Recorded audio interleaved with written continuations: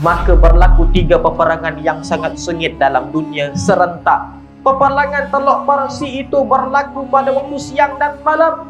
Kata Sayyidina Ali karramallahu wajhah, bila berlaku saja peperangan tersebut, maka cuaca pada waktu malam akan lebih panas terik berbanding waktu zuhur tengah hari.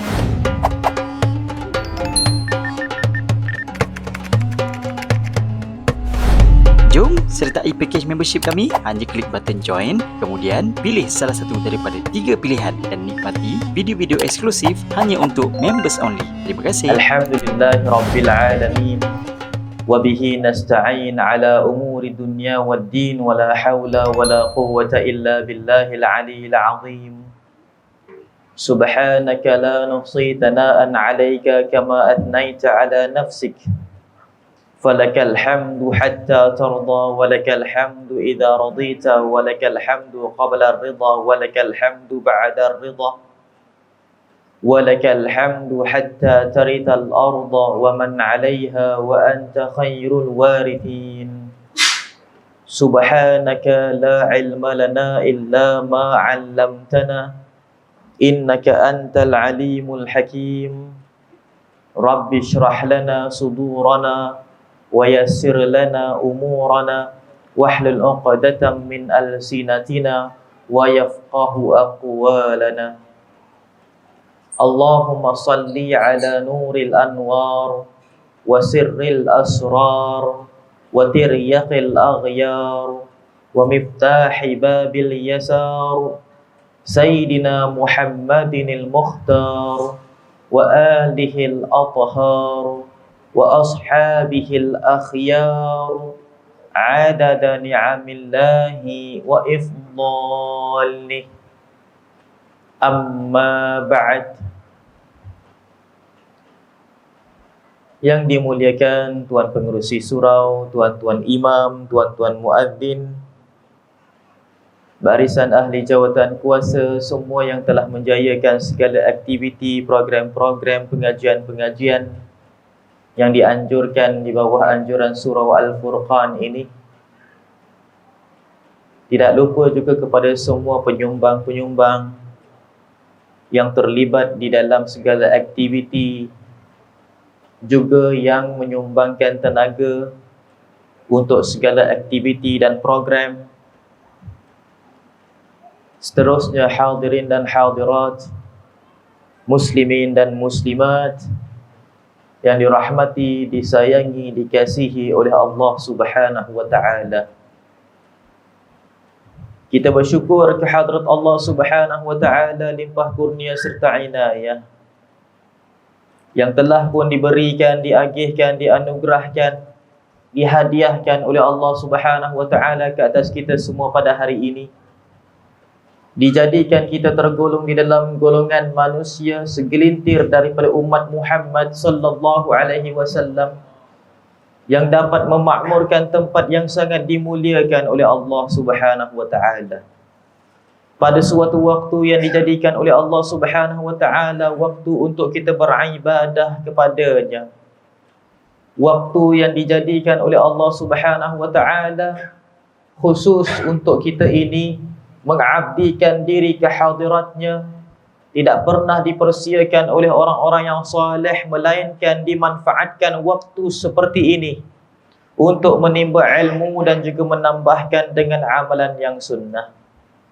Juga kita hadir ke dalam sebuah mujtama', perhimpunan, perkumpulan, sebuah majlis yang disebutkan oleh Rasulullah sallallahu alaihi wasallam dalam sebuah hadis yang berbunyi, majtama'a qaumun fi baitin min buyutillah yatluna kitaballahi wa yatadarasunahu bainahum illa wa nazalat alaihimus sakinah wa ghasyathumur rahmah wa hafathumul malaikah wa dzakarahumullahu fi man 'indah. Tidaklah terdapat suatu golongan yang berhimpun di dalam rumah di antara rumah-rumah Allah Subhanahu wa taala dalam keadaan mentilawahkan kitabnya dan juga mempelajarinya di antara mereka, kecuali akan turun ke atas mereka ketenangan jiwa, mereka diselubungi dengan rahmat, mereka dikerumuni, dihadiri oleh para malaikat Allah Subhanahu wa taala, dan setiap yang hadir ke tempat itu disebut-sebut oleh para malaikat Allah Subhanahu wa taala di sisi Allah Subhanahu wa taala. Justru kita memohon kepada Allah Subhanahu wa taala dengan hadirnya kita di tempat ini, mudahan setiap yang ada di tempat ini, setiap yang datang ke tempat ini, ke surau ini, ke dalam majlis ini pada waktu ini, didengar doanya dan juga didengar rintihannya oleh Allah Subhanahu wa taala, lalu memustajabkannya. Ya Allah, ya Tuhan kami, hadirnya kami ke tempat ini tidaklah lain semata-mata untuk kami menuntut keredaan daripada-Mu, ya Allah. Berikanlah kami keredaan-Mu, berikanlah kami kasih sayang-Mu, dan rahmatilah kami, ya Allah.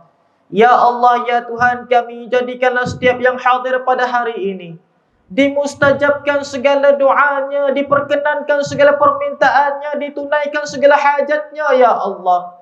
Jadikanlah kami manusia yang sentiasa dijauhkan daripada segala fitnah dan juga segala kemaksiatan dan juga mara bahaya, wabak, penyakit dan juga segala perkara yang tidak kami ingini berlaku ke atas kami, ya Allah. Ya Allah, ya Tuhan kami, selindungilah segala keaiban, kekurangan, kesilapan kami daripada dipandang oleh pandangan mata manusia, terutama mereka yang dengki dan juga bencikan kami, ya Allah. Jadikanlah setiap kesilapan kami adalah hanya di antara kami dan Engkau, ya Allah, dan ampunkanlah dosa-dosa kami, ya Allah. Ya Allah, ya Tuhan kami, jadikanlah kami hamba-hamba-Mu yang bertakwa, meningkat keimanannya setiap hari, dan juga di antara umat Muhammad sallallahu alaihi wasallam yang terbaik di akhir zaman. Ya Allah, ya Tuhan kami, justru itu wafatkanlah kami, matikanlah kami setelah panjang umur, setelah sempat untuk kami melangsaikan segala hutang piutang kami, ya Allah. Setelah sempat untuk kami menyelesaikan segala permasalahan kami dan juga mencapai cita-cita kami, ya Allah. Setelah sempat untuk kami memohon maaf ke atas sesiapa sahaja yang kami lakukan kesilapan ke atas mereka, dan setelah sempat untuk kami memaafkan semua manusia yang melakukan kesalahan ke atas kami, ya Allah. Setelah sempat untuk kami bertaubat kepada-Mu, ya Allah, dalam keadaan husnul khatimah. Allahumma khtim lana bihusnil khatimah, wa la takhtim alaina bisu'il khatimah. Ya Allah, ya Tuhan kami, matikanlah kami semua di dalam keadaan husnul khatimah, dan janganlah sesekali kami dimatikan, ya Allah, dalam keadaan su'ul khatimah. Amin ya rabbal alamin, ya arhamar rahimin. Hadirin dan hadirat, muslimin dan muslimat yang dirahmati, disayangi, dikasihi oleh Allah Subhanahu wa taala. Alhamdulillah, rasanya kali pertama Ustaz datang ke tempat ini. Subhanallah, patutlah semuanya pandang pelik je kat Ustaz. Mudah-mudahan subhanallah kita dapat bertaaruf jiwa di sini, alhamdulillah. Dan mudah-mudahan Allah Subhanahu wa taala menjadikan kita di antara manusia yang berkasih sayang kerana Allah Subhanahu wa taala. Insya-Allah pada hari ini atas permintaan daripada pihak penganjur dan juga pihak surau, ingin mendengarkan dan juga ingin mengetahui berkenaan dengan kemunculan Al-Mahdi Al-Muntadhar di akhir zaman dan juga keluarnya Dajjal. Hadirin yang dirahmati, disayangi, dikasihi oleh Allah Subhanahu wa taala, Ustaz pernah dijemput datang ke UIA Gambang Kuantan, ke UIA dekat Kuantan untuk menceritakan ataupun untuk memberikan pengetahuan berkenaan dengan perkara ini. Masa yang mereka berikan adalah pada waktu siang 2 jam, pada waktu malam 2 jam. Jadi kita ada 4 jam. 2 jam kita menceritakan berkenaan dengan kemunculan Al-Mahdi Al-Muntadhar, dan 2 jam kita menceritakan tentang kemunculan Dajjal. Dan harap-harap dalam masa yang tak sampai sejam ini, insya-Allah kita sempat untuk menceritakan kedua-duanya. Maksudnya kita kena ringkaskan aja. Tapi takut tak faham kalau ringkas sangat. Ibarat macam trailer macam tu ya. Kalau tengok cerita Mat Kilau, masih tak pergi dekat panggung wayang, tengok trailer saja. Mudah-mudahan subhanallah dengan trailer saja kita dah faham. Amin ya rabbal alamin. Hadirin yang dirahmati, disayangi, dikasihi oleh Allah Subhanahu wa taala.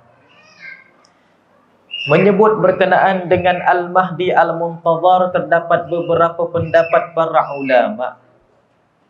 Pendapat para ulama terdahulu adalah bahawasanya Al-Mahdi Al-Muntazar itu adalah gelaran bagi seorang lelaki yang namanya Muhammad bin Abdullah. Rasulullah sallallahu alaihi wasallam pernah bersabda di dalam sebuah hadis, "Yakhrujul Mahdi fi akhir zaman, yuwati'u ismuhu bi ismi wa ismu abuhu bi ismi abi wa hilyatuhu bi hilyati. Yamla'ul ardan qistan wa 'adla kama mala'al jawra wadh-dhulma." Akan munculnya Al-Mahdi di akhir zaman, kata Rasulullah. Nama bapanya serupa dengan nama bapaku, nama dia serupa dengan namaku, nama bapanya serupa dengan nama bapaku, kata Rasulullah. Dalam riwayat yang lain mengatakan nama ibunya serupa dengan nama ibuku, dan juga penampilannya serupa dengan penampilanku, memenuhi dunia dengan kebijaksanaan dan keadilan, seperti mana dunia telah pun dipenuhi sebelumnya dengan kegelapan dan kezaliman. Maka yang disebutkan di sini terzahirnya Al-Mahdi. Siapakah Al-Mahdi? Kata Rasulullah, yang namanya serupa dengan namaku, iaitu namanya Muhammad, macam nama Nabi kita Muhammad. Nama bapanya serupa dengan nama bapaku, yakni nama bapa Rasulullah, iaitu Abdullah. Namanya Muhammad, bapanya Abdullah, yakni Muhammad bin Abdullah. Dan juga nama ibunya serupa dengan nama ibuku, iaitu Aminah. Iaitu nama Al-Mahdi punya ibu di akhir zaman adalah Aminah. Dan kemudiannya penampilannya, hilyatuhu bihilyati, penampilannya serupa dengan penampilanku, yakni penampilan sunnah. Yakni Al-Mahdi Al-Muntazar muncul di akhir zaman pada penampilan Rasulullah sallallahu alaihi wasallam. Semua yang kita ikuti daripada baginda itu, dia adalah exactly adalah sunnah. Maksudnya yang dipakai, yang digunakan, yang dipegang, yang dilakukan, kalau kita tiru sebiji-sebiji, kalau kita tiru benar-benar, maka kita telah seperti mana ikut Rasulullah sallallahu alaihi wasallam. Kerana manhajnya, pendidikannya dan juga perbuatannya tidak akan terlari walaupun sedikit daripada perbuatan dan juga manhaj Rasulullah sallallahu alaihi wasallam pada zaman dahulu. Hadirin dan rahmati, disayangi, dikasihi oleh Allah Subhanahu wa taala. Itu adalah pendapat para ulama terdahulu. Seperti mana Imam Al-Barzanji, seperti mana Imam Al-Hakim, seperti mana Imam At-Tirmidzi yang telah pun mengisyaratkan di dalam tafsiran hadis-hadis yang sahih maupun hadis yang lemah, yang mengisyaratkan tentang kemunculan Al-Mahdi Al-Muntazar di akhir zaman, lalu membuat suatu pendapat dan juga memiliki ijtihad.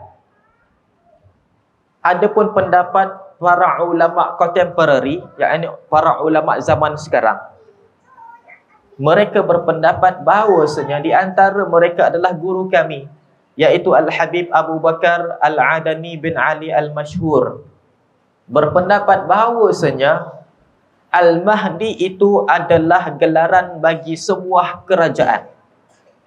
Yang kerajaan itu dipimpin oleh seorang lelaki namanya Muhammad bin Abdullah. Kerana Rasulullah memberitahu akan keluar Al-Mahdi. Maksudnya sebelumnya tidak wujud. Takkanlah Al-Mahdi itu daripada tak ada tiba-tiba plik ada. Dan telah pun dewasa pula tu. Maka tidaklah logik ataupun tidaklah masuk akal. Malahan dia adalah seorang lelaki yang telah pun dilahirkan dan juga menjalani usia seperti mana usia manusia. Melalui zaman kanak-kanak, zaman remaja, zaman dewasa, kemudian ditabalkan. Ditabalkan sebagai seorang pemimpin, maka dia memimpin sebuah kerajaan. Kerajaan itu namanya Al-Mahdi. Sebelumnya tidak wujud, kemudiannya jadi wujud. Maka kata Rasulullah, yakhrujul Mahdi, keluarnya Al-Mahdi, maksudnya dia itu muncul. Hari ini tidak ada, besoknya jadi ada. Semalam tidak ada, harinya jadi ada. Dan dapat mentadbir dunia dipimpin oleh lelaki namanya Muhammad bin Abdullah. Hadirin yang dirahmati, disayangi, dikasihi oleh Allah Subhanahu wa taala. Kedua-dua pendapat ini adalah benar. Kerana kalaulah tidak ada individu yang namanya Al-Mahdi Al-Muntadhar, tidaklah ada yang namanya Muhammad bin Abdullah. Dan kalaulah tidak ada suatu kerajaan yang namanya Al-Mahdi, maka tidaklah Muhammad bin Abdullah berkuasa di akhir zaman. Sekarang kalau saya mengatakan, contoh, kan, saya mengatakan saya seorang pemimpin. Ada 3 perkara perlu dipersoalkan. Kamu pemimpin kerajaan mana? Dan kerajaan itu berkuasa di negeri mana? Betul tak? Ada tak orang yang berkuasa tanpa kerajaan? Tak ada. Maka Al-Mahdi itu berkuasa pada kepimpinan Al-Mahdi. Muhammad bin Abdullah berkuasa pada kepimpinan pada kerajaan Al-Mahdi Al-Muntadhar. Bagaimana untuk kita mengetahui kemunculannya? Perlulah kita mengikuti rentetan kronologi kemunculannya. Hadirin yang dirahmati, disayangi, dikasihi oleh Allah Subhanahu wa taala, yang menceritakan tentang kemunculan Al-Mahdi Al-Muntadhar secara detail adalah daripada lisan Sayyidina Ali karramallahu wajhah, yang disampaikan oleh sahabat-sahabat terdekat seperti mana Hudzaifah ibn Yaman, seperti mana Sayyidina Bilal bin Rabah, dan juga seperti mana Sayyidina Zaid bin Harithah, Anas bin Malik, para sahabat Rasulullah yang masih lagi muda di zaman Nabi Muhammad. Selepas kewafatan Nabi Muhammad, meningkat menjadi dewasa dan belia. Lalu mereka telah pun menyaksikan kematian dan juga kewafatan khalifah-khalifah di dalam Islam, yang kematian mereka itu ditakutkan, dibimbangkan oleh orang-orang Islam bahawasanya kalaulah mereka tidak memiliki pelapis untuk menggantikan tempat khalifah tersebut yang setanding dengan mereka. Apabila wafat sahaja Khalifah Sayyidina Uthman, tahukah kita 4 khalifah di dalam Khulafa Ar-Rashidin, hanya seorang yang meninggal dunia akibat daripada sakit. Maksudnya meninggal dalam keadaan yang baik. 3 daripadanya semuanya mati dibunuh. Semuanya mati dalam konflik. Semuanya mati dalam perbalahan. Dan kesemuanya mati dalam perbalahan di antara orang Islam sesama sendiri. Sayyidina Umar meninggal dunia akibat dibunuh oleh kaum kerabatnya sendiri. Sayyidina Uthman dibunuh oleh orang-orang Islam yang tidak sependapat dengannya di dalam konflik, di dalam suatu pergolakan politik yang berlaku di zamannya. Sayyidina Ali terbunuh, gugur syahid di dalam medan peperangan Siffin yang berlaku di antara pengikutnya dan pengikut Muawiyah. Maka semua daripada fenomena ini menggerunkan para sahabat yang lain. Setelah kewafatan Sayyidina Uthman, pada ketika itu para sahabat berkumpul, yang khususnya yang hidup di zaman Nabi Muhammad SAW.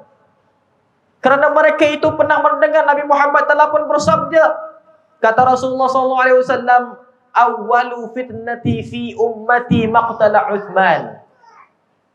Awal-awal fitnah yang berlaku di dalam umat aku, kata Rasulullah, adalah pembunuhan Sayyidina Uthman.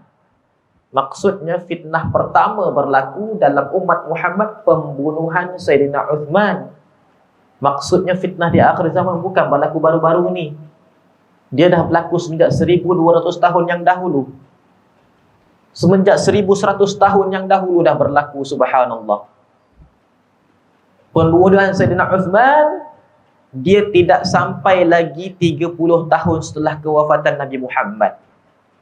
Belum 30 tahun pun, subhanallah. Kerana tempoh pemerintahan Khulafa Ar-Rashidin 30 tahun tepat. Maka subhanallah, kata Rasulullah, fitnah pertama yang berlaku di dalam umat aku adalah pembunuhan Sayyidina Uthman. Dan kata Rasulullah SAW, "Latakunanna ashaddu hikmatin, thumma ba'da dhalika ashaddu fitnatin wa bainahuma baban." Akan berlakunya suatu zaman yang sangat hikmah, dan kemudiannya zaman yang sangat fitnah. Di antara kedua zaman tersebut terdapat pintu penghalang. Maka Rasulullah mengisyaratkan jari telunjuknya kepada Sayyidina Umar. Sayyidina Umar pun apabila ditunding begini oleh Rasulullah SAW, Sayyidina Umar merasakan gemetar. Lalu bertanya kepada Rasulullah, "Ya Rasulullah, ayuftahu am yuksar?" Rasulullah bukan kata dinding, Rasulullah kata pintu. Maksudnya macam boleh dibuka. Contohnya dekat dalam surau ini zaman hikmah, penuh kebaikan, keimanan, ketakwaan. Dekat luar sana zaman fitnah, penuh dengan kemaksiatan, penuh dengan penyelewengan, pendustaan, penipuan, pembunuhan. Antara zaman dalam ni dengan zaman luar tu ada pintu. Maksudnya tidak terhalang, melainkan boleh dibuka. Pintu itu adalah Sayyidina Umar. Kata Rasulullah SAW mengisyaratkan dengan jarinya. Lalu Sayyidina Umar mengatakan kepada Rasulullah SAW, "Ya Rasulullah, ayuftahu am yuksar?" Wahai Rasulullah, adakah pintu itu dibuka elok-elok ataupun dipecahkan? Kata Rasulullah, "Bal yuksar." Malah pintu itu akan dipecahkan. Maka Sayyidina Umar mengetahui bahawasanya pintu masuknya umat Muhammad kepada zaman fitnah adalah dengan pembunuhan beliau, iaitu Sayyidina Umar. Maka Sayyidina Umar dibunuh sahaja, maka pada waktu masuklah umat Muhammad ke zaman fitnah. Benar kata Rasulullah, "Lam tusibukum fitnatan ma dama hadza fikum." Tidak akan menimpa kamu fitnah walaupun sekali, selagi mana lelaki ini ada di antara kamu, iaitu Sayyidina Umar. Rasulullah mengisyaratkan Sayyidina Umar adalah benteng umat Muhammad daripada terkena zaman fitnah apabila dibunuh Sayyidina Umar, daripada manusia yang tidak mengetahui oleh orang-orang Islam sendiri, waliyadzubillah. Pada waktu itu masuklah umat Muhammad ke zaman fitnah. Fitnah pertama yang berlaku dalam umat Muhammad, pembunuhan Sayyidina Uthman. Bila Sayyidina Uthman dibunuh sahaja, para sahabat teringatkan apa yang Rasulullah katakan. Mereka pun berhimpun kepada Sayyidina Ali, kerana hanya Sayyidina Ali, sahabat yang utama yang masih wujud pada ketika itu, datang pada Sayyidina Ali pada ketika itu mengatakan, "Wahai Sayyidina Ali, adakah lagi kepimpinan selepas daripada Sayyidina Uthman yang lebih hebat ataupun yang setanding dengan mereka?" Kata Sayyidina Ali, "Amma ba'da dzalika fala."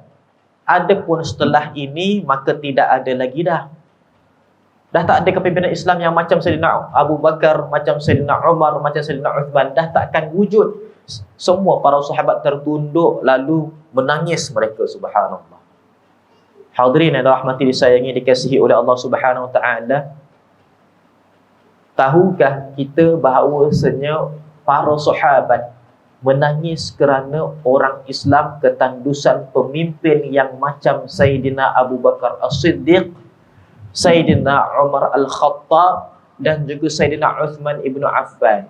Pada hari ini subhanallah, dah berapa ribu tahun dah kita kehilangan kepemimpin yang adil. Tapi kita sudah pun alah bisa tegal biasa, tak ada siapa yang menangis. Para sahabat mereka tak pernah menangis ketika mana berperang dalam peperangan Badar, terluka, badan mereka tercalar, mereka punya tubuh badan mereka tidak pernah menangis.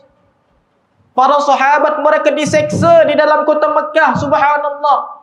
Disuruh supaya kufur daripada agama Nabi Muhammad wal-iyadu billah, tapi mereka tidak menangis.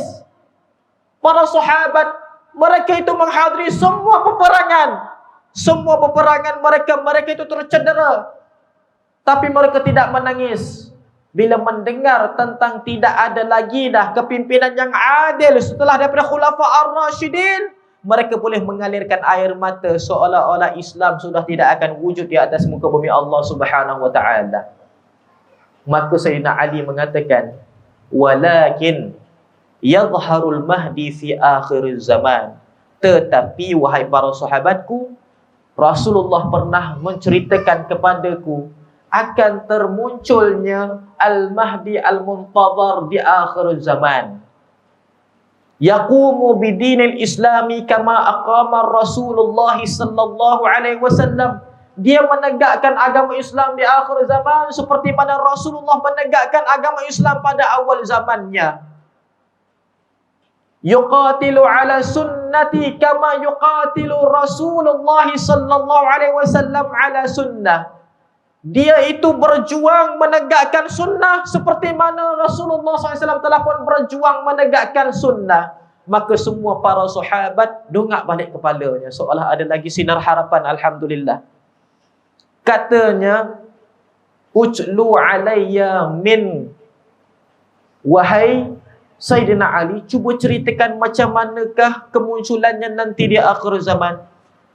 Daripada situlah Sayyidina Ali menceritakan satu persatu seperti mana yang telah pun diceritakan oleh Rasulullah SAW tentang kemunculan Al-Mahdi Al-Muntadhar. Maka semua para sahabat ini diburu setelah itu untuk dibunuh, mereka melarikan diri. Perkara ini subhanallah sampai mulut ke mulut, dan siapa sahaja yang mengetahui perkara ini secara mutawatir akan dikenal pasti dan juga akan diburu pada ketika itu. Dan kalau kita ini ingat subhanallah, semua ahlul bait dibunuh pada ketika zaman yang disebutkan zaman subhanallah Perang Dunia Kedua. Yang mereka cari adalah kesan-kesan peninggalan cerita ini untuk dihabiskan. Dan pernah juga subhanallah dituliskan oleh Sayyidina Imam Al-Barzanji di dalam kitabnya Al-Isya'ah tentang kemunculan Al-Mahdi Al-Muntadhar secara detail. Tetapi kitab itu telah pun tidak dapat diakses lagi. Sekarang kalau kita cari kitab Al-Isya'ah dah tak jumpa. Tengok dalam internet, kalau kita boleh tulis tulisan Arab Al-Isya'ah, kita type lah dekat Google, tak akan keluar. Yang keluar Isya'ah lain. Bukan berkenaan dengan alamatus sa'ah ataupun kemunculan Al-Mahdi Al-Muntadhar. Dan daripada kitab itulah guru kami pernah mengambil dan meletakkan secara ringkas di dalam kitabnya yang dinamakan At-Talidu Wat-Tarif. Ada sampai sekarang, dan kitab itu bahasa Arab, Ustaz terjemahkan. Subhanallah. Hadirin yang dirahmati, disayangi, dikasihi oleh Allah Subhanahu wa taala. Ceritanya tidak ada permulaan. Kalau kita nak cerita permulaannya daripada zaman dulu. Tetapi sekarang ini kita ini ringkaskan terus kita berada pada zaman ini. Kita sekarang berada pada penghujung zaman Ghusaiyah. Ghusaiyah ini adalah zaman umat Muhammad seperti mana buih-buih di lautan. Para ulama mengatakan buih-buih di lautan, tapi lafaz hadis menceritakan bahawasanya buih-buih di arus yang deras. Ketika mana Rasulullah SAW pada suatu ketika dihidangkan makanan di hadapannya. Lalu Nabi Muhammad baginda terlewat sedikit untuk mengagihkan makanan tersebut. Maka pada waktu itu Sayyidina Abu Bakar As-Siddiq mengambil inisiatif mengagihkan makanan yang berada di atas dulang. Sunnah kita makan di atas dulang. Satu dulang ada 5 orang, ada 6 orang, itu adalah berkat. Yang agihkan pula adalah orang yang alim ataupun orang yang tua. Kalau ada yang alim, maka orang yang alim agihkan makanan. Kalau tak ada orang yang alim, maka orang yang paling tua agihkan makanan. Waktu tu semuanya jangan perasan muda. Waktu tu yang tua kena agihkan makanan. Maka oleh kerana Rasulullah SAW muda sedikit daripada Sayyidina Abu Bakar As-Siddiq, dan Sayyidina Abu Bakar As-Siddiq berada di dekat dulang tersebut, dia adalah yang paling tua mengagihkan makanan. Maka pada waktu itu Rasulullah SAW mengalirkan air mata menangis. Sayyidina Abu Bakar As-Siddiq rasa bersalah, lalu berkata kepada Rasulullah SAW, "Ya Rasulullah, ma abkaita sinnak?" Wahai Rasulullah SAW, apa yang menyebabkan tuan menangis? Maka jawab Nabi Muhammad SAW, "Yushiku an tada'a alaikumul umam kama tada'a aklatu ala qas'atiha." Aku takut umat aku nanti di akhir zaman akan diratah-ratah oleh umat yang lain seperti mana semut-semut hitam meratah makanannya. Lalu kata Sayyidina Abu Bakar As-Siddiq, "Amin qillati nahnu yawma idzin?" Adakah kita kelompok yang sangat sedikit pada ketika itu? Sebab apa Rasulullah mengisyaratkan umat Muhammad macam qas'ah. Kalau dalam bahasa Arab, makanan kita cubit, yang kita cubit tu namanya qita'ah. Bila kita suap ke mulut, ada yang serpihan ke lantai. Jatuh ke lantai tu namanya qas'ah. Lain-lain istilah. Macam habuk makanan lah. Yang jatuh ke lantai itu dihurung oleh semut. Umat Muhammad macam itu, dihurung oleh umat-umat yang lain macam semut-semut yang menghurung makanan. Lalu Sayyidina Abu Bakar As-Siddiq mengatakan kepada Rasulullah, "Amin qillati nahnu yawma idzin?" Wahai Rasulullah, adakah istilah qas'ah itu disebabkan kami ini sedikit di akhir zaman? Maka kata Rasulullah SAW, "La antum yawma idzinil katsir." Tidak, kamu adalah kelompok yang sangat ramai pada ketika itu. Walakinnakum ghutha kal ghutha as-sail. Tetapi kamu itu seperti mana buih-buih yang terdapat di arus yang deras. Lalu disebutkan, yusibu biqulubikumul wahan. Dalam hati kamu menghidap suatu penyakit, kata Rasulullah. Para sahabat berkata, "Mal wahnu ya Rasulullah?" Apakah penyakit wahan itu wahai Rasulullah? Maka jawab Rasulullah SAW, "Hubbud dunya wa karahiyatul maut." Cintakan dunia dan bencikan kematian.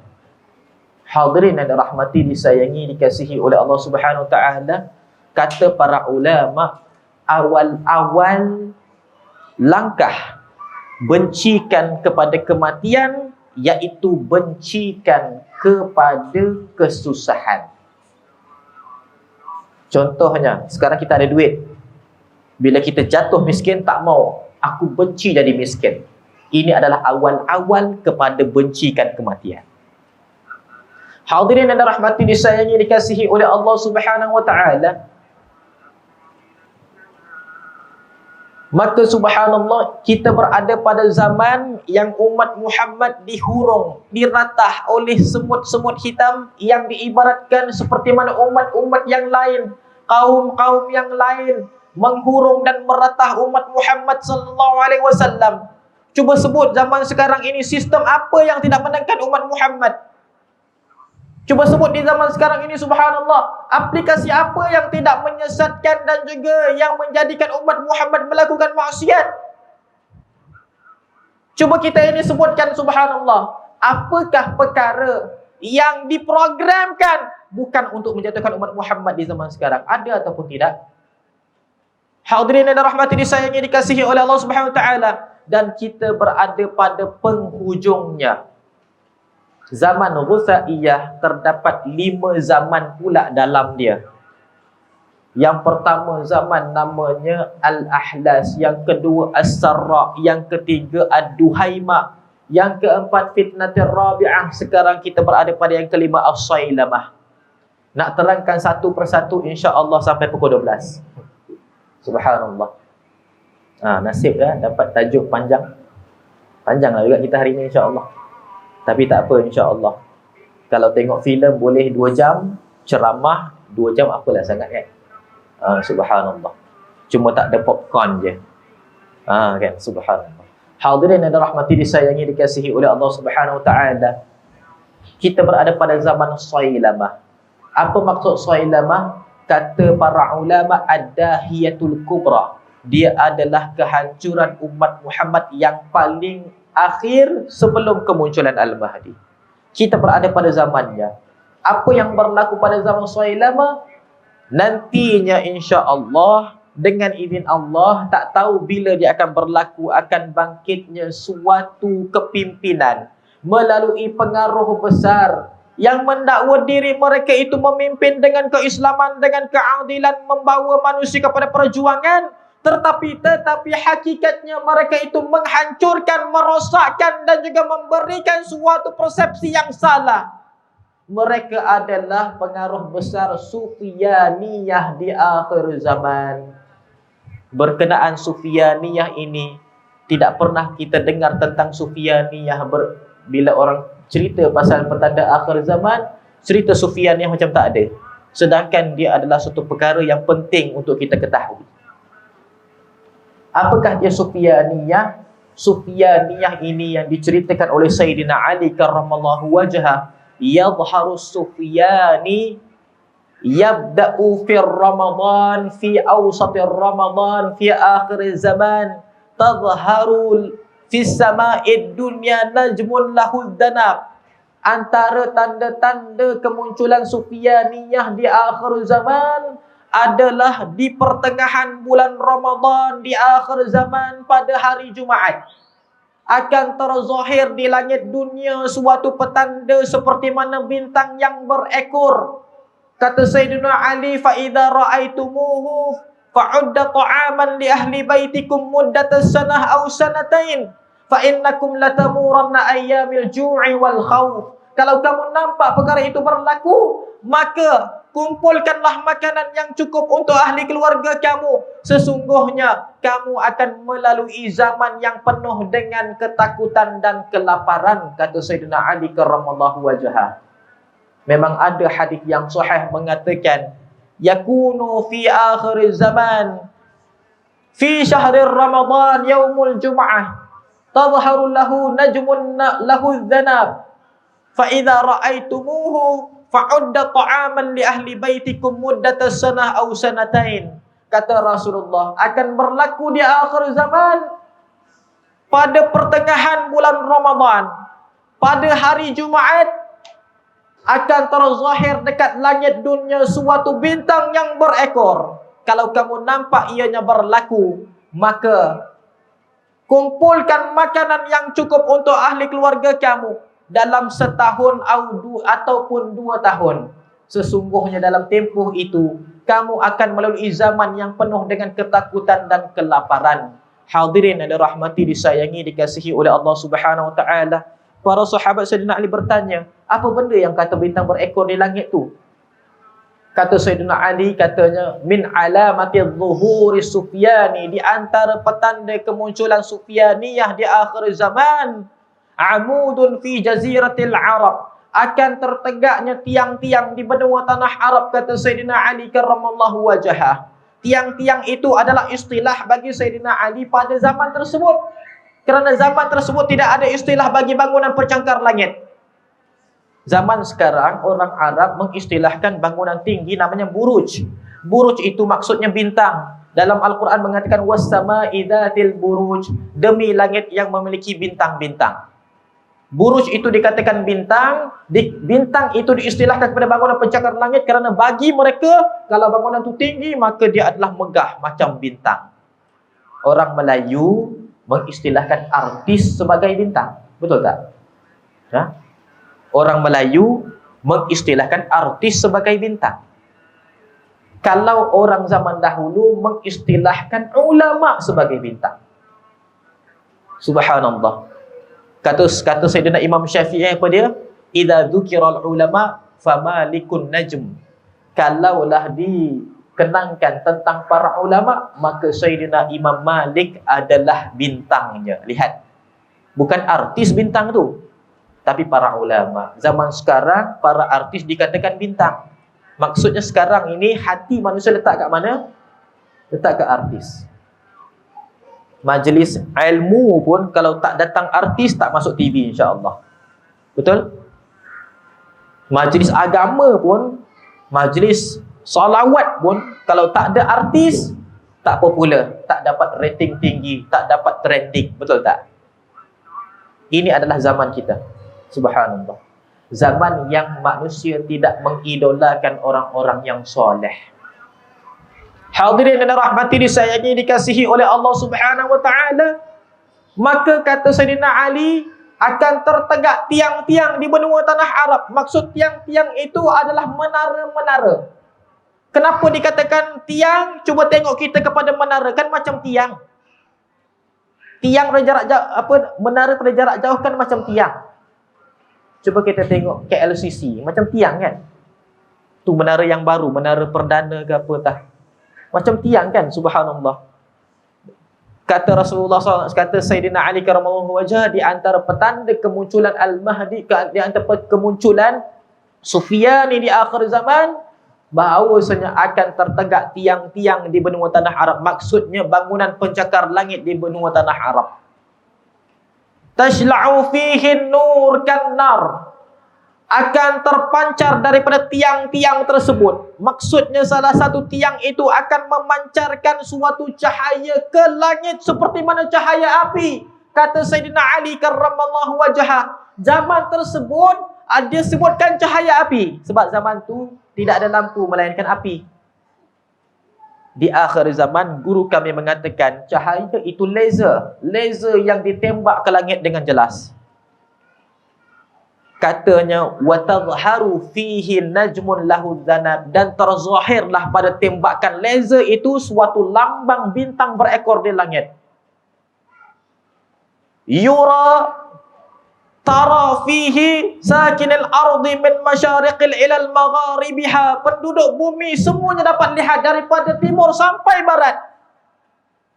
Fa idza ra'aitumuhu fa'udda ta'aman li ahli baitikum muddatas sanah aw sanatain fa innakum latamuranna ayyamil ju'i wal khawf. Kalau kamu nampak bintang itu di langit, maka kumpulkan makanan yang cukup untuk ahli keluarga kamu, kerana kamu akan melalui zaman yang penuh dengan ketakutan dan kelaparan. Ideologi ini dah dibuat dah dalam cerita Batman. Tengok cerita Batman. Macam itu, subhanallah. Satu laser ditembak ke langit, bentuk lambang. Benda ni subhanallah bukan kartun. Dia betul. Cuma kita ini anggap dia macam kartun. Kerana dia itu dekat filem Batman, bukan Lord of the Ring. Kan? Subhanallah.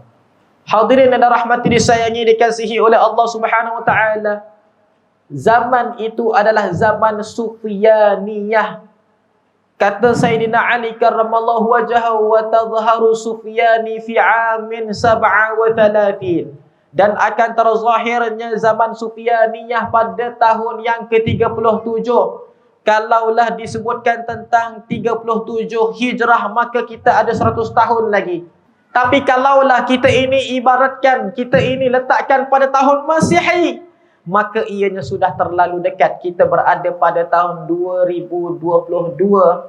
Tinggal berapa tahun untuk sampai kepada 2037? Tak sampai, rasa 14 tahun je lagi. Subhanallah. Hadirin yang dirahmati disayangi dikasihi oleh Allah Subhanahu wa taala. Ini semua andaian para ulama. Kalau benar, maka terjadilah. Kalau tak benar, maka alhamdulillah. Subhanallah. Tapi kalau ia terjadi sekali pun sudah tidak mustahil. Maksudnya apa benda? Memang dia akan terjadi dalam masa yang terdekat, hanya kita tidak tahu bilakah waktunya. kerana tidak ada mana-mana hadis mengatakan bilakah waktunya. Siapakah dia Sufyaniyah ini? Kata Rasulullah sallallahu alaihi wasallam, akan muncul di akhir zaman 30 orang daripada kelompok manusia yang pernah membangkang cucuku. Siapakah cucu Rasulullah? Sayyidina Husain dan Sayyidina Hasan. Orang yang pernah membangkang cucuku, keturunan mereka akan terzahir di akhir zaman 30 orang lelaki. Kata Rasulullah daripada negara Damsyik, Syria. Pada waktu itu, kata Rasulullah min Dimashqi, iaitu daripada negeri Damsyik. Tak disebutkan Syria lah oleh Rasulullah. Tempat itu namanya Syam zaman Nabi Muhammad. 30 orang lelaki ini, kata Rasulullah, membawakan Islam seperti mana gambaran yang aku bawakan, tetapi menyeleweng segala perkara yang telah pun aku benarkan ke atas umatku. Mereka itu membenci ahli keluargaku, mereka membunuh susur galurku, dan mereka itu mencetuskan huru-hara di atas muka bumi Allah. Mereka Sufyaniyah. Wal'iyadzubillah. Bila berlaku saja zaman tersebut, maka berlaku 3 peperangan yang sangat sengit dalam dunia serentak. Yang pertama berlaku peperangan Teluk Parsi. Peperangan Teluk Parsi itu berlaku pada waktu siang dan malam.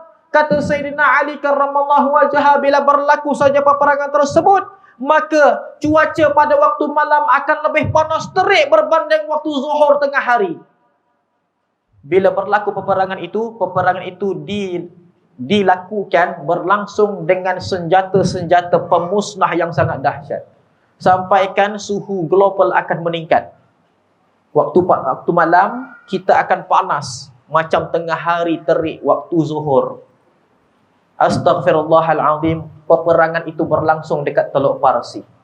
Peperangan itu akan melibatkan semua manusia yang nakkan jawatan, semua manusia yang nakkan kekuasaan. Kerana kekuasaan pada ketika itu dipilih di antara orang Arab ataupun orang Parsi, maka berperang orang Arab dan orang Parsi untuk memilih mereka punya jawatan. Astaghfirullahalazim. Masa tegaknya Sufyaniyah dalam dunia pada ketika itu, maka Sufyaniyah meleburkan dan juga memansuhkan semua sistem pentadbiran dalam dunia. Pada waktu itulah sistem perbankan dah tak ada lagi. Manusia kembali kepada sistem bata ataupun sistem emas dan perak.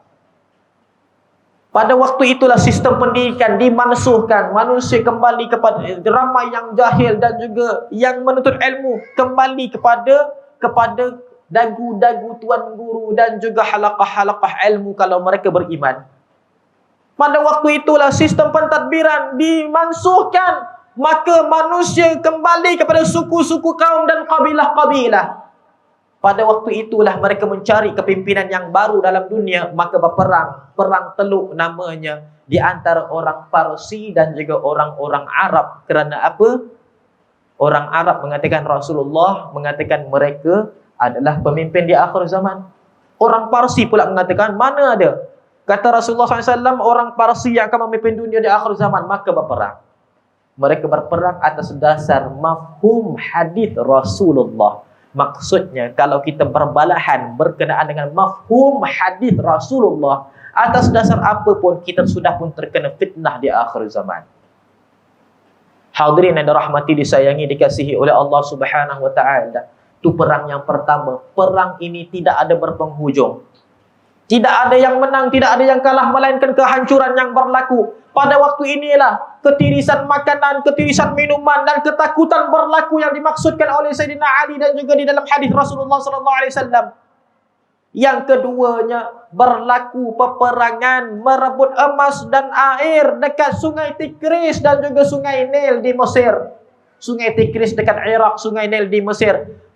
Berlaku peperangan merebut emas dan air. Waktu peperangan tersebut, manusia sudah pun tidak ada wang, tidak ada makanan, sehingga kan setiap orang sanggup keluar daripada rumahnya, bunuh jirannya untuk cari sesuap makanan.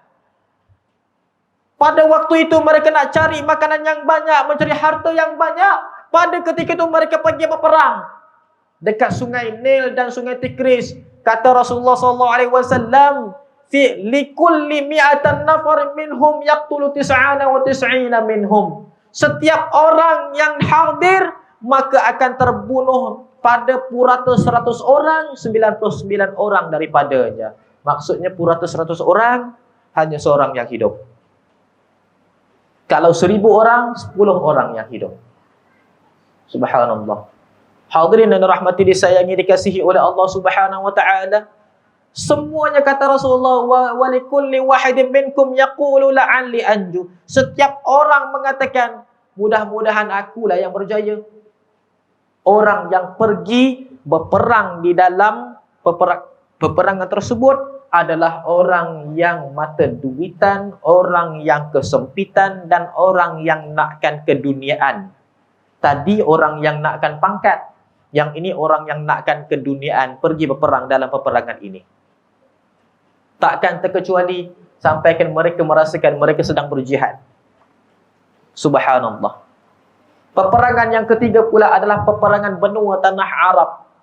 Peperangan itu berlaku pada bulan Zulqa'aidah. Di dalam sebuah hadis Rasulullah bersabda oleh Ibnu Umar, daripada Sayyidina Ibnu Umar mengatakan bahawasanya fi Zulqa'aidah tahazubul qabail wa 'ama idzin yunhabul haji wal mu'tamir fayahrubu sahibuhum hadha.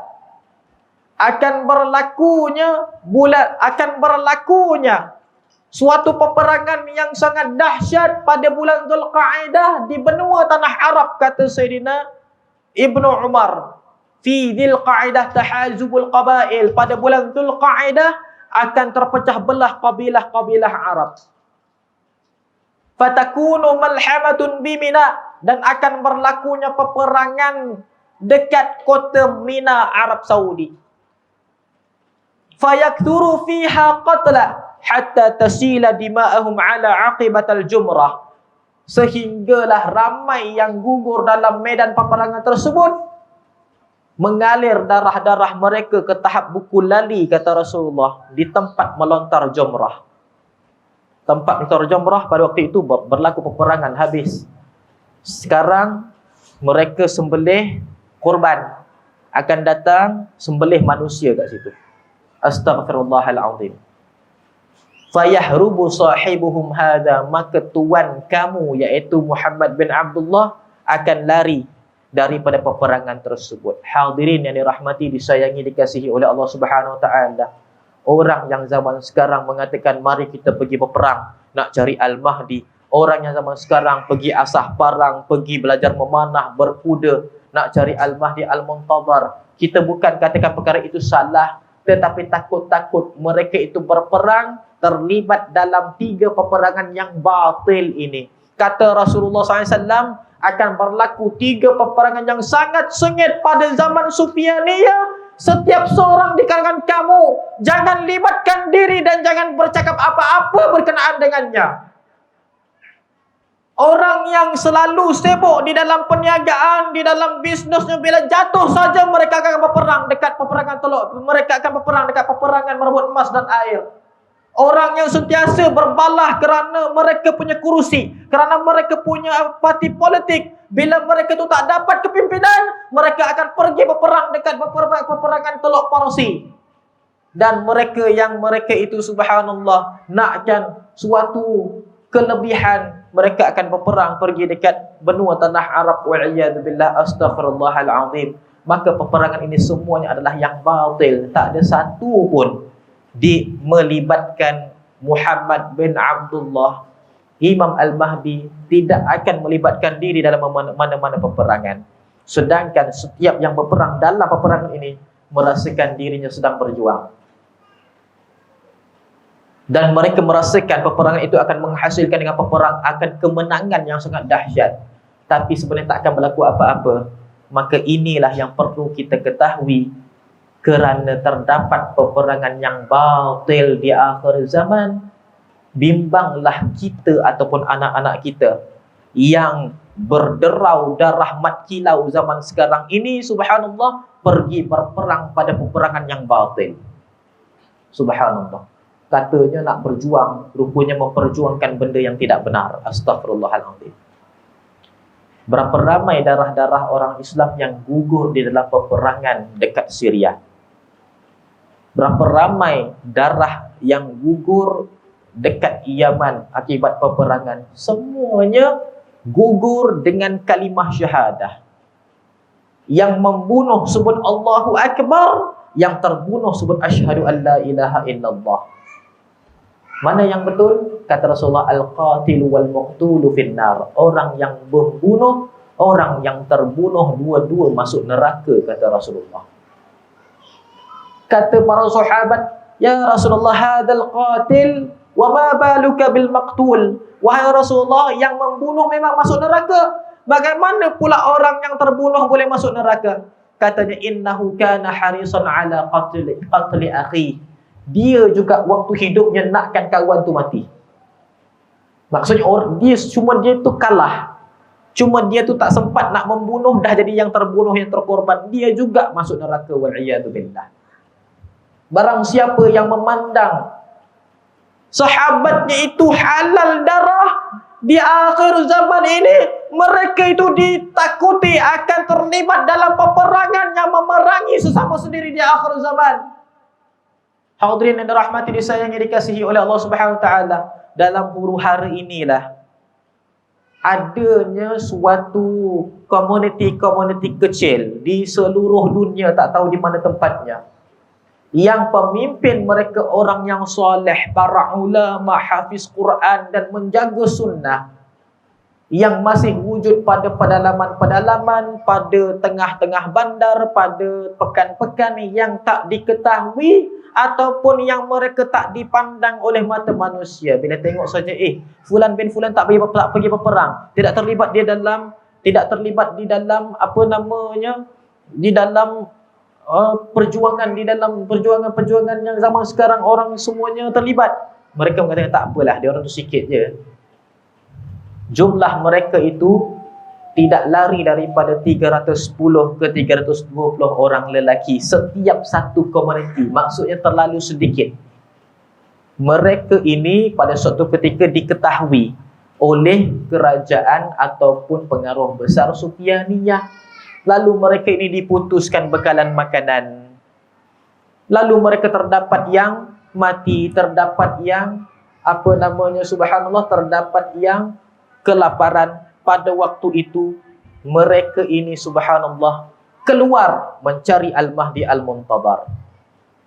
Hadirin dan rahmati disayangi, dikasihi oleh Allah Subhanahu wa taala, suatu hadis yang sampai daripada Ibnu Abbas yang mengatakan, idza qata'atit tijarat wa turuq wa kathratil fitan kharaja sab'ata rijalin ulama'in min afaqi syatta ala ghairi mi'ada.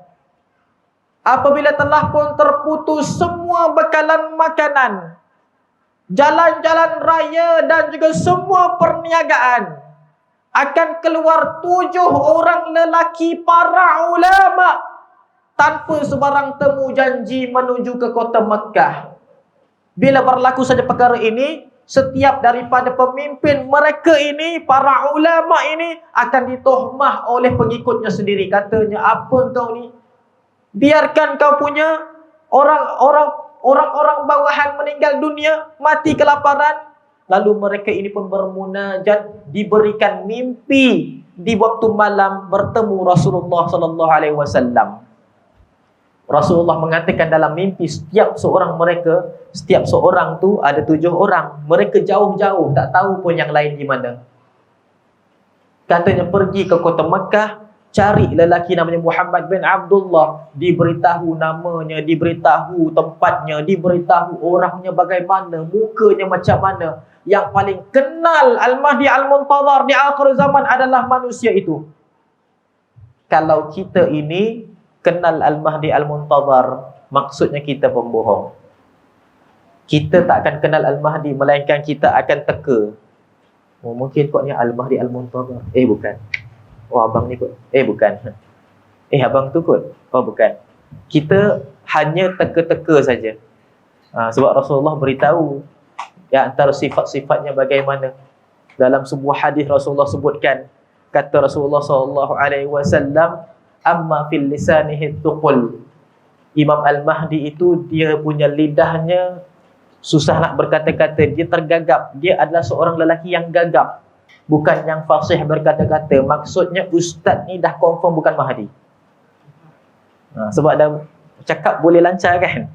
Jadi subhanallah, dia memang lelaki yang bila cakap dia gagap. Katanya idza abta'a alaihi al-kalam daraba bi yadihi al-yumna ala khafaqdhihi al-yusra. Kalau dia lambat nak berkata-kata, dia akan tepuk tangan kanannya dekat peha kiri. Dia tepuk dekat peha kiri. Tangan kanan dia akan tepuk peha kiri dia. Katanya fi khaddihi al-yumna khalul aswad. Dekat mukanya, pipi sebelah kanannya ada tahi lalat warna hitam, kata Rasulullah. Yudhi'u wajhahu ka'annahu kawkabud durri. Mukanya itu bercahaya seperti mana bintang yang berkelipan daripada jarak jauh. Kalau kita ni daripada jarak jauh, kita akan nampak dia seorang je bercahaya. Orang lain semuanya gelap gelemat, sendu mukanya, wal'iyadu billah. Pakailah Genki Live ke, pakailah ku putih ke, tak putih juga insya-Allah. Katanya subhanallah, idza takallama abta'a alaihi al-kalam wa idza khataba fa afsaha kalamuh, kata Rasulullah. Kalau dia bercakap saja-saja dia gagap, tapi kalau naik atas mimbar berkhutbah, bahasanya jadi fasih, kata Rasulullah sallallahu alaihi wasallam. Kalau kita dekat bawah cakap berdegar-degar, naik atas mimbar jadi gagap. Itu kita. Subhanallah. Kita terbalik. Imam Al-Mahdi, dia kalau cakap macam tak confident. Dia cakap gagap-gagap. Tapi bila dia naik atas mimbar, dia akan jadi ubah personality yang lain, yang berwibawa atas mimbar. Subhanallah. Kalau kita dah terbalik, bawah macam hebat sangat, bila naik atas mimbar terus hilang taring. Ini kita. Subhanallah. Hadirin yang dirahmati disayangi, dikasihi oleh Allah Subhanahu wa taala. Maka subhanallah, Al-Mahdi Al-Muntazar itu 7 orang lelaki, kata Rasulullah, keluar daripada tempat yang tidak diketahui, jauhan satu sama yang lain. Min afaqi syatta ala ghairi mi'ad, daripada kawasan yang berjauhan satu sama yang lain tanpa sebarang temu janji, kata Rasulullah. Hatta an yajtami'una bi Makkah, sehinggalah mereka itu bertemu di dalam kota Makkah. Faqala ba'dhum li akhar, maka setiap seorang berkata kepada yang lain, ma ja'a bikum, kenapa kamu datang kemari? Ulama tu datang, tiba-tiba jumpa yang lain dalam kota Makkah. Bila berlaku peperangan Turuk Parsi, berlaku peperangan, kota Makkah, kota Madinah akan lengang, tak ada orang. Manusia takkan masuk kota Makkah lagi. Astaghfirullahalazim. Maka pada waktu itu mereka jumpa dalam kota Makkah. Mereka mengatakan, kenapa kamu datang kemari? Katanya, ji'na bi talabi hadzal rajul. Kami datang ni nak cari lelaki yang disebutkan ini. Katanya, allazi yanbaghi an tahda'a ala yadayhi hadhil fitan, yang akan reda semua peperangan yang kita nampak sekarang ini dengan 2 tangannya. Wa tuftahu lahu Konstantiniyah, dan akan terbukanya kota Konstantinopel dengan tangannya. Katanya, qad arafnahu bismihi wasmi abihi wasmi ummihi wa hilyati. Kami dah tahu dah namanya, nama bapanya, nama ibunya, dan juga penampilannya bagaimana. Kami sudah tahu. Maka mereka pun carilah Al-Mahdi dalam kota Makkah. Fayutalibunahu bi Makkah, maka mereka pun menuntut Al-Mahdi Al-Muntazar dalam kota Makkah.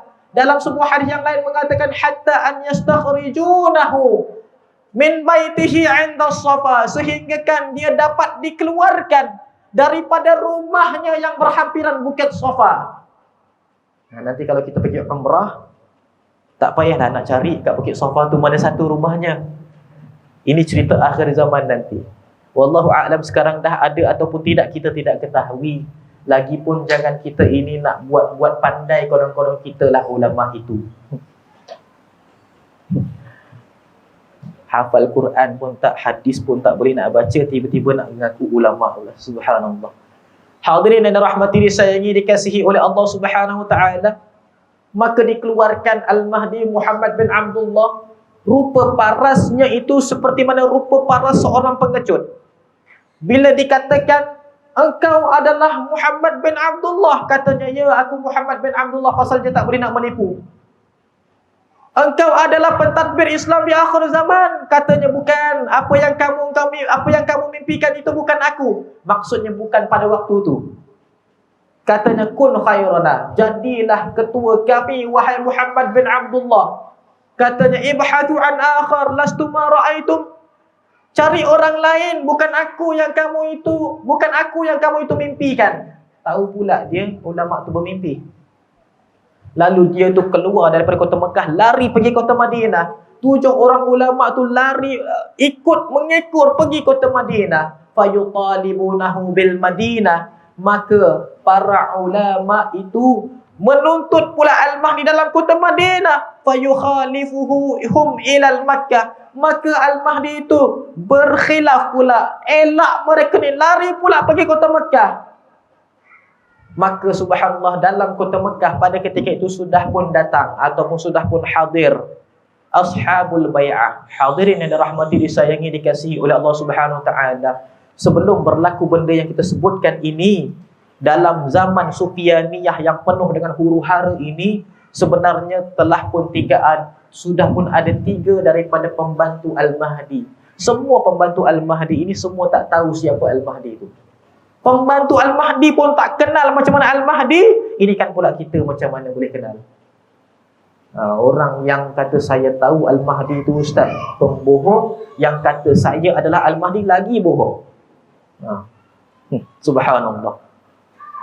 Maka subhanallah, pada waktu itu berlakunya suatu huru-hara. Kata Rasulullah SAW, tanaza'u thalathun fil mulkil arabi, akan berbalahan 3 daripada perbendaharaan benua tanah Arab.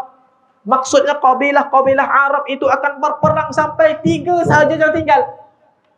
Thumma ba'da dhalik tuqbalu rayatu sud min qibalil masyriq. Kemudiannya akan bergeraknya panji-panji hitam daripada sebelah timur. Katanya, la yahzimuhum hatta tuqama bi Baitul Maqdis. Tidak akan dapat menghentikan mereka sesiapa pun sampailah mereka itu dapat sampai ke kota Baitul Maqdis, kata Rasulullah. Panji-panji hitam yang benar adalah panji-panji yang bergerak ke Baitul Maqdis, bukannya panji-panji yang bergerak ke Malaysia. Betul? Subhanallah. Bergerak pergi Baitul Maqdis. Dan mereka bukanlah katanya pegang bendera hitam. Kata rayah ini pegangan. Rayah maksudnya pegangan prinsip. Apakah rayah mereka? Mereka itu ingin mencari kebenaran dan juga keamanan. Keluar daripada rumah-rumah mereka tanpa sebarang senjata pun di pinggang-pinggang mereka.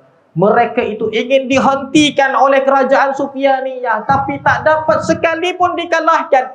Jumlah mereka, kata para ulama, 12,000 orang. Setiap kali mana gugur seorang akan digantikan dengan yang lain. Jumlah mereka akan kekal 12,000 daripada tempat mereka sampailah ke Baitul Maqdis. Dikatakan mereka bermukim dekat Baitul Maqdis kerana mereka meyakini Baitul Maqdis adalah tempat kerajaan Al-Mahdi di akhir zaman. Itu yang pertama. Dalam masa yang sama, cerita ni bertindan-tindan. Cuba kita bayangkan, cerita ni bertindan-tindan. Nak cerita sekali serentak, ustaz ada satu je mulut. Ya. Serentak semuanya. Yang kedua pula adalah yang dikatakan subhanallah ashabul bai'ah. Ashabul bai'ah ini keluar daripada bumi Syam, bergerak kepada kota Mekah. Bilangan mereka 313 orang lelaki, dan mereka itu akan berbai'ah dengan Imam Al-Mahdi. Itu yang kedua. Yang ketiga, dalam masa yang sama juga, cerita ini bertindan-tindan.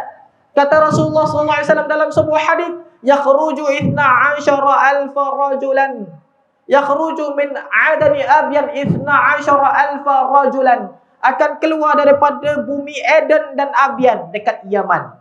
Eden Yaman, Abyan Yaman. Keluar 12,000 orang lelaki daripada bumi Yaman. Yang surunallaha wa rasulahu, mereka itu membantu agama Allah dan juga Rasulnya. Hum khiyarum baini wa bainahum, mereka adalah lelaki-lelaki yang terkuat di antara zamanku dan zaman mereka. Mereka tu lelaki gagah perkasa.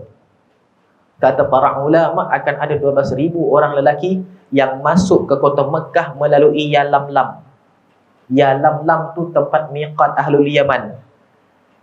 Mereka ini semuanya pahlawan, boleh jadi badan mereka takkan lus ditikam dengan pedang dan takkan lut ditembak dengan peluru. Mereka kebal. Tapi bukan ilmu kebal yang mereka amalkan. Tapi mereka diberi kelebihan oleh Allah Subhanahu Wa Taala.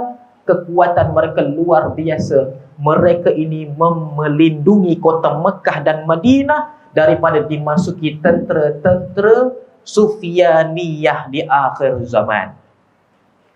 Antara petanda-petanda kemunculan dan bai'ah Al-Mahdi Al-Muntadhar disebutkan oleh Rasulullah SAW pada ketika itu apabila lelaki yang tadinya lari ke kota Mekah, Muhammad bin Abdullah, masuk dalam kota Mekah. 313 orang lelaki telah pun berada di dalam Masjidil Haram, sedang bertawaf dan cari-cari, mana dia Al-Mahdi, aku tak kenal pula dia ni. Masuk saja seorang lelaki, maka tak diendahkan. Masuk pula 7 orang para ulama mengatakan, tangkap lelaki itu. Dia adalah Al-Mahdi Al-Muntadhar. Manalah nak tahu tu Mahdi Al-Muntadhar. Rupa parasnya macam rupa paras seorang yang pengecut.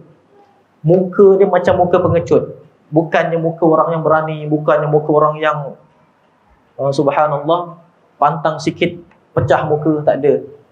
Ni lelaki nampak kita tengok, oh dia bukan kot. Orangnya sangat lemah lembut.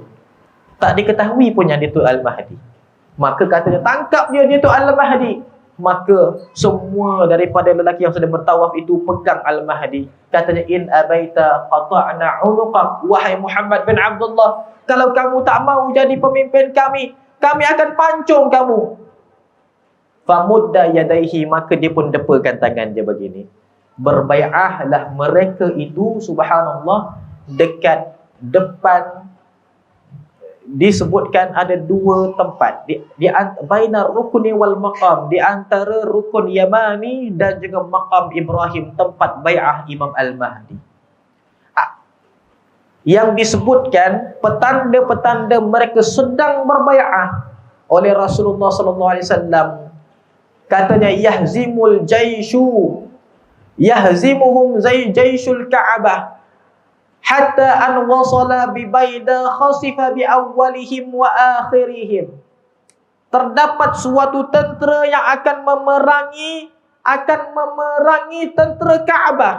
Siapakah mereka tentera Kaabah? Yang keluar daripada bumi Yaman tadi, 12,000 orang. Jadi benteng di antara Mekah dan Madinah.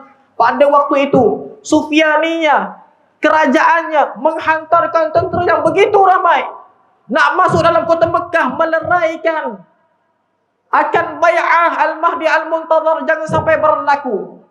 Sampai di tempat yang lapang, kata Rasulullah, mereka ditenggelamkan oleh Allah Subhanahu Wa Taala dekat padang pasir. Kata para ulama, tentera itu memakai pakaian kemeja dan juga seluar berwarna hijau. Maksudnya tentera Malaysia macam mana ya? Tak mungkin bukan kot.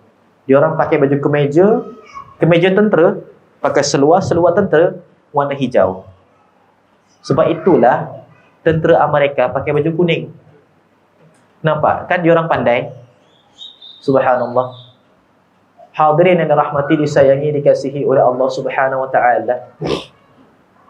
Maka subhanallah, itu adalah petanda bahawa Al-Mahdi sedang dibai'ah.